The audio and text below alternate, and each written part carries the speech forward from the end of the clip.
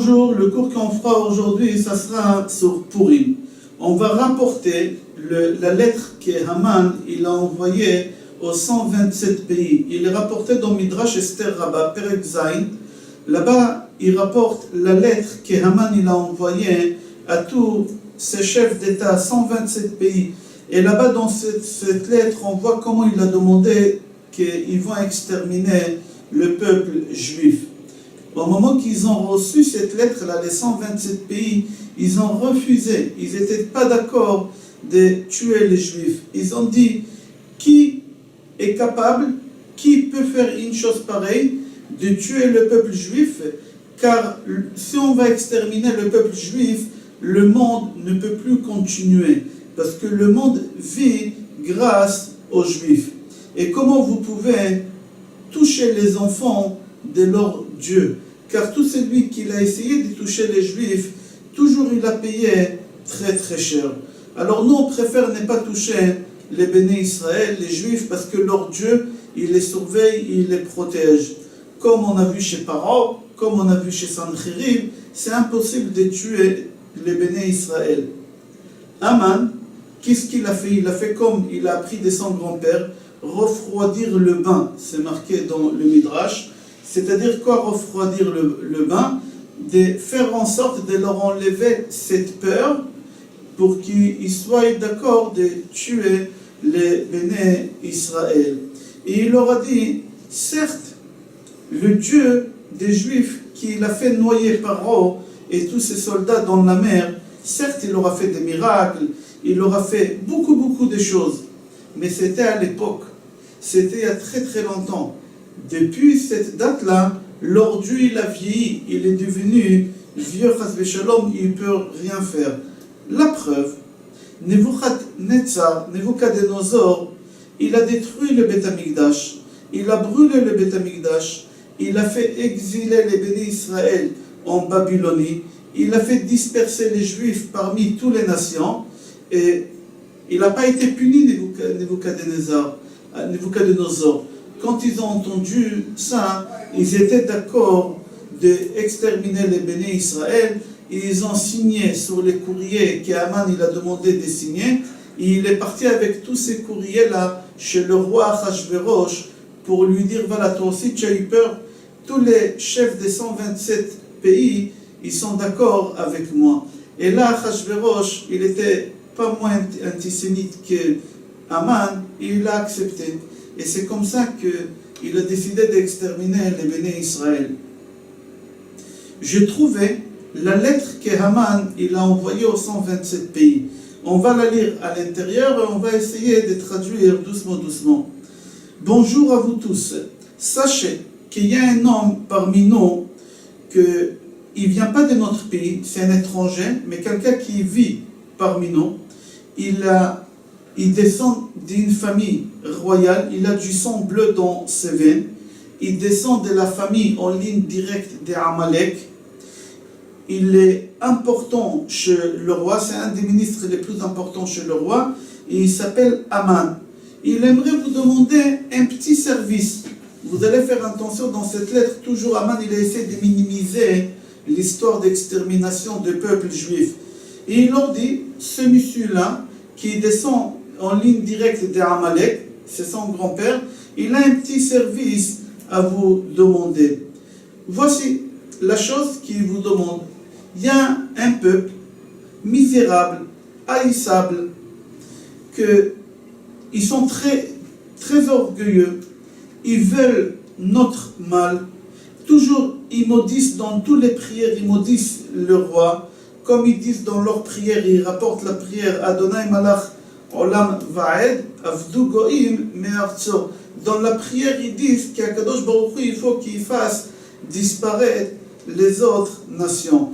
Et encore, dans leur prière, ils disent La'asot nekama bagoim tochechot bale'umim. Ils demandent à Akadosh Baruch Hu qu'il se venge de nous. Et ils ne sont pas reconnaissants, ces gens-là.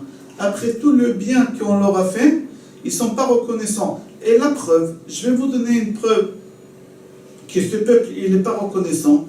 Venez voir qu'est-ce qu'ils ont fait à ce pauvre-là, Pharaon, qui était tellement gentil avec eux. Quand les bénis Israël ils ont descendu en Égypte, il les a bien reçus, il les a bien accueillis, il leur a donné un endroit où s'installer dans la ville de Goshen, la plus belle ville qu'il y a en Égypte. Il les a nourris pendant les années de famine. Il leur a donné à manger, à boire, il les a habillés. Et il leur a demandé un petit service lui aussi qui veut construire un château. Et il leur a demandé de construire le château. Et eux, ils étaient d'accord. À la fin qu'ils ont fini ces châteaux, ils sont venus, ils lui ont dit on aimerait partir. Quelques jours, 3 jours, on aimerait partir. Et après on revient. Est-ce que tu nous donnes l'accord de partir et on va revenir? Pharaon, il était d'accord de les laisser partir. Et eux, ils ont demandé à Pharaon qu'il leur prête des ustensiles d'argent, d'or, des habits, des bijoux, des diamants. Il leur a tout prêté, tout ce qu'ils ont demandé. Il leur a fait confiance. Et qu'est-ce qu'ils ont fait, ces Juifs-là? Ils ont parti, ils ne sont plus revenus. Ils n'ont plus donné de leurs nouvelles. Vous voyez comment ces gens, ils ne sont pas reconnaissants quand on leur fait quelque chose de bien. Après 3 jours, que Pharaon, il a appris que les bénis Israël, ils ne vont plus revenir. Ils se sont sauvés avec l'argent. Qu'est-ce qu'il a fait? Tout de suite, ce pauvre-là, il a décidé de courir derrière eux. À son âge, il a décidé de courir derrière eux pour ramener ce qu'ils ont volé. Mais ces Juifs-là, ils avaient parmi eux quelqu'un qui s'appelait Moshe ben Amram. Moshe ben Amram, c'était un très très grand sorcier. Il avait un bâton, c'est Moshe ben Amram, et avec ce bâton-là, il faisait la sorcellerie. Et au moment qu'ils ont arrivé devant la mer, avec ce bâton-là qui faisait la sorcellerie, il a ouvert la mer en deux, et les Juifs, ils ont traversé là-bas. Et au moment que Pharaon, il a voulu les rattraper, il y a quelqu'un parmi les Juifs qui a poussé Pharaon dans l'eau, et il a poussé tous les soldats, et voici la reconnaissance que ces Juifs ont par rapport aux gens, vis-à-vis des gens qui les ont bien reçus. Vous savez, aussi avec mon grand-père, il s'est passé quelque chose. Au moment que ce vieux-là, Moshe, il est parti voir Yoshua ben Nun, il a dit à Yoshua ben Nun, qui est très brutal, très méchant, c'est Yoshua ben Nun, il lui a dit d'aller voir la terre d'Israël.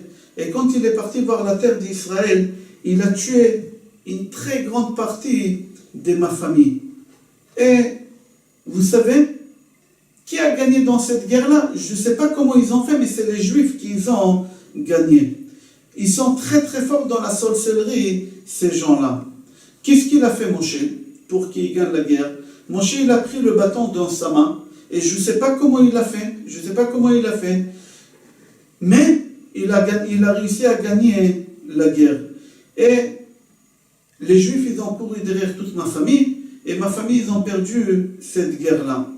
Après, ils ont arrivé chez Sichon, Og, les gens les plus forts de notre pays, et je ne sais pas comment ils ont fait, ils ont réussi à les gagner. Je ne sais pas comment les Juifs ils ont fait, ils ont réussi à les tuer. Ces gens-là qui étaient très puissants, que tout le monde ils avaient peur de Og et Sichon, mais les Juifs ils les ont gagnés. Je ne sais pas pourquoi, comment ils ont fait, mais ils les ont gagnés.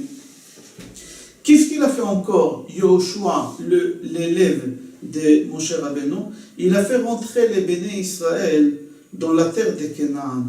Et pas seulement ça, qu'il a pris la terre de Canaan à ma famille, il a tué là-bas les 31 rois qui ont habité dans la terre de Canaan. Il a divisé la terre de Canaan, la terre d'Israël, il a divisé parmi toutes ces tribus juives là, les 12 tribus. Et il n'a pas eu de la pitié sur ma famille, sur personne. Et c'est lui qui ne les a pas tués, Yoshua, il les a pris comme esclaves, et ils ont travaillé pour lui et pour tout le peuple juif. Sisra aussi, il est venu contre les bénis Israël, mais je ne sais pas toujours comment ils ont fait les Juifs, mais les Juifs, ils ont réussi à gagner Sisra, et ils l'ont poussé lui aussi dans Nachal Kishon, dans le fleuve Kishon, et les 900 chars, ils ont coulé, tous les soldats, ils sont morts. Après, les Juifs, ils ont nommé un premier roi sur eux, qui s'appelait Shaoul. Shaoul, il est parti faire la guerre contre mon grand-père Amalek. Et il a tué plusieurs centaines de milliers de personnes de ma famille en une seule journée. Il n'a pas eu aucune pitié sur personne, ni femme, ni enfant, personne. Il les a tous tués. Comment il les a tués, je ne sais pas, ne me demandez pas comment, mais je vous dis, voilà la reconnaissance. Je ne sais pas comment ils les ont tués. Qu'est-ce qu'il a fait à mon grand-père Agag? Je ne sais pas, je ne peux pas vous dire. Mais je peux vous dire quelque chose, qu'il y a quelqu'un qui s'appelait Shmuel Hanavi, Samuel le prophète, qui lui, il est venu sans pitié, il a pris une épée, et il a tué mon grand-père, et il a jeté mon grand-père dans les champs, et il s'est fait manger par les oiseaux. Et je ne sais pas comment ils ont fait pour faire une chose pareille, mais ils ont fait, c'est la réalité. Après, ils avaient un autre roi, les béné Israël, après Shaoul, ils ont nommé David comme roi. Et David, le fils d'Ishai, et lui, sans pitié, il tuait toutes les autres nations qui étaient autour de lui. Et après David, il y a son fils qui a régné, qui s'appelait Shlomo. Shlomo, il est venu, et il a construit pour ce peuple-là, pour les Juifs, il leur a construit une grande maison. Et il a appelé cette maison Bet Amikdash. Je ne sais pas qu'est-ce que les Juifs faisaient à l'intérieur de cette maison, mais je sais une seule chose, au moment que les Juifs ils voulaient faire la guerre contre quelqu'un, ils venaient dans cette maison, ils faisaient de la sorcellerie dans cette maison, et de là-bas après, ils sortaient et ils tuaient tous les ennemis et ils gagnaient toutes les guerres. Tellement leur Dieu leur a fait du bien, tellement leur Dieu leur a fait du bien, et il a vieilli leur Dieu. Nebuchadnezzar, il est venu, et il a brûlé cette maison que Salomon a construite, que je vous ai dit, et il les a fait disperser parmi toutes les nations, il les a ramenés une grande partie en Babylonie, et ils sont parmi nous, cette nation, et ils vivent chez nous, et ils vivent sur notre terre, et ils maudissent notre roi et notre Dieu et notre religion.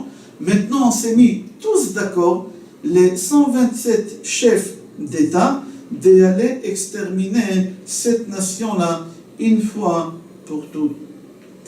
Quelle date? Je vous dirai plus tard.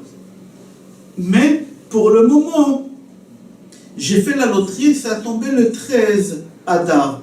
Maintenant, au moment que vous allez recevoir ces courriers-là, soyez prêts, s'il n'y a pas de changement, le 13 Adar, vous allez tuer tous les Juifs qui habitent chez vous. Depuis les bébés qui têtent sa maman, jusqu'aux plus vieux, il faut tous les exterminer en une seule journée. N'y laissez pas, même pas, un seul Juif. Et il signe sa signature. Comme ça, c'est rapporté la lettre qu'Aman il a écrite. Si vous avez fait attention dans cette lettre, Aman, plusieurs fois, il répète, et je ne sais pas comment, et je ne sais pas pourquoi, et je ne sais pas comment ils ont fait. Ils jouaient le naïf, ils jouaient le bête, pour essayer de conquérir leur cœur. Et ça a marché, Et à la fin, Akadosh Baruch Hu, suite aux prières que Mordechai il a organisées, avec tous les enfants, tous les bébés, toutes les femmes, ils ont jeûné 3 jours, et Esther, elle aussi, on a pu changer toutes ces mauvaises choses qu'Aman il a voulu faire en bien. Vena hafochu, en bien. Jusqu'ici, c'est la lettre qu'Aman il a envoyée aux 127 chefs d'État. Je vous souhaite Purim Sameach, Bracha Be'atzlacha et Kol Tov.